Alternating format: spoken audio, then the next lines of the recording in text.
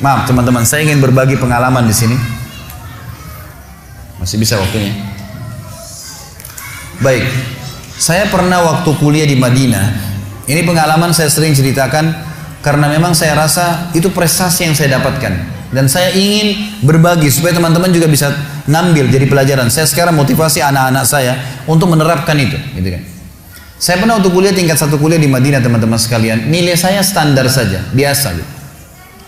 Terus kemudian muncul di benak saya, kok bisa ya? Waktu saya masuk ke kampus, baru mulai semester baru lagi tingkat 2 kuliah, ternyata tempat penerimaan beasiswa tiap bulan kami antri dikasih beasiswa 840 rial oleh kerajaan Saudi. Kasih beasiswa. Waktu itu ada orang antri, saya lihat cuma sekitar 7-8 orang. Saya lihat teman-teman saya di kelas, saya tanya, "Akhi, ini antri apa? Ini kan belum akhir bulan, kok sudah terima beasiswa?" Dia bilang, "Bukan, ini dikasih 1000 rial bagi orang yang cum laude. Nilainya 90 sampai 100 ini dapat 1000 rial." Oh begitu. Baik, saya masuk kelas. Mulai saya berpikir waktu itu, bukan masalah pikir 1000 rialnya ya. Saya berpikir, kok bisa teman-teman saya yang 7-8 orang ini cum laude? Apa kelebihan mereka? Dia punya 2 mata, saya juga punya 2 mata. Dia punya 2 kuping, saya juga sama. Waktunya juga dia 24 jam, saya 24 jam. Kalau mereka 27 jam ada bonus 3 jam mungkin, gitu kan? Ini enggak sama-sama. Kok mereka bisa, saya enggak bisa ya? Coba saya pelajarin. Saya lihat teman saya yang paling tinggi nilainya. Ada satu orang dari Somalia namanya Abdurrahman. Masya Allah, orangnya baik sekali. Selalu ranking 1, selalu cum laude nomor 1. Dan nilainya 100, 100, 99, 97, 96, naik lagi 100. Begitu terus, gitu kan? Kita ini subhanallah waktu itu saya tingkat 1 kuliah dapat 75 aja sudah luar biasa. 75 di bawah. Kok bisa ini orang? Dari mana bisa nilai 100 nih?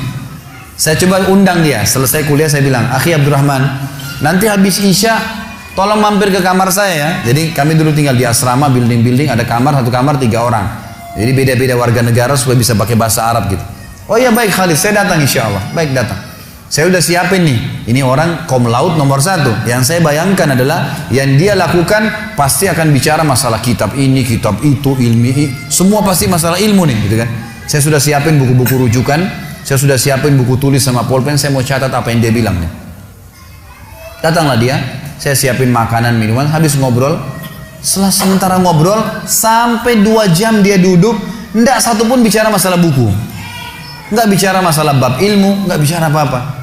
Loh, bicaranya masalah negaranya dia, Somalia dengan negara kita Indonesia, ditanya-tanya sama dia. Lalu itu kami masih bujang, belum nikah. Kemudian dia tanya, ini cerita tentang nanti kriteria wanita kalau kita nikah seperti apa nih. 2 jam ngomong masalah itu. Loh, ini orang nggak bicara masalah bab ini, bab itu. Saya udah siapin boleh mau catat, nggak ada nih. Loh, apa yang membuat dia berprestasi? Saya tanya dia, "Abdurrahman, kamu setiap hari begini kalau ketemu teman-teman?" "Iya, saya bicara masalah nikah, bicara masalah ini, kemana-mana bicaranya." Apa yang buat dia prestasi nih? Baiklah, saya nggak bilang sama dia saya mau seperti dia gitu. Saya besok masuk ke kampus, saya ikutin dia. Saya sama-sama, saya jalan kampus, dia juga ke sana. 1 fakultas, 1 kelas lagi. Ternyata saya dapat kata kuncinya, anak ini di kelas. Jadi di kelas ini dia kalau duduk, ini dosen syekhnya datang.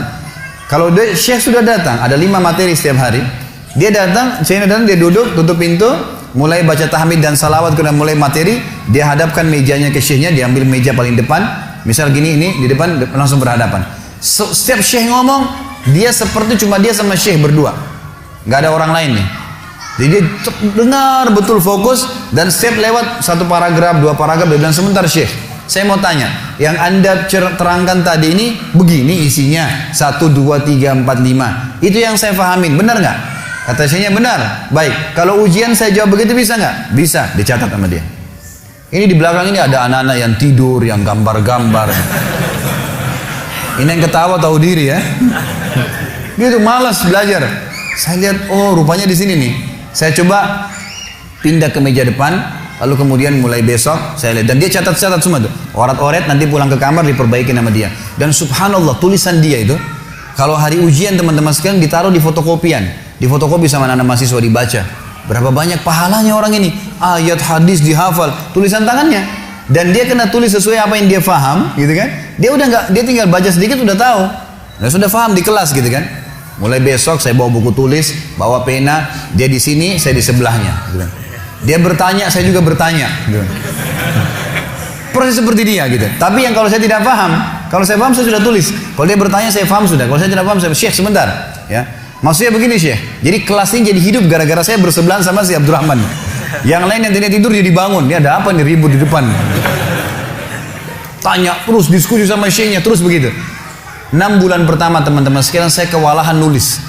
Karena Syekh ngomong apa ditulis kan gitu. Susah nih.